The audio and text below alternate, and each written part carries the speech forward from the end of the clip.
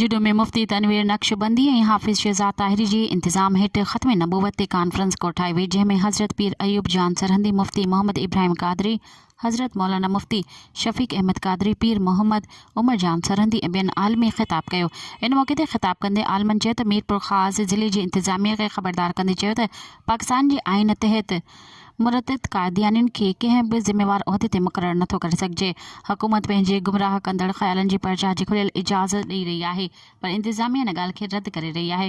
कादियानी ख़्यालनि जी खुलियल तबलीग खे लिकाइण लाइ सहाफ़ियुनि ते बेबुनियाद ऐं कूड़ा केस दाख़िल करे कादियानियुनि जी खुलियल सरपरस्ती कई पई वञे, जेका अफ़सोसनाक ॻाल्हि आहे, जंहिंखे हर हाल में बर्दाश्त न कयो वेंदो। मुक़र्रिरीन चयो त असां दीन जी सरबुलंदी, नबी करीम सल्लल्लाहु अलैहि वसल्लम ऐं असहाबनि सॻुरनि जे नामुअज़ ख़ातिर कंहिं बि क़िस्म जी क़ुर्बानी खां दरीग़ नथा करे सघूं।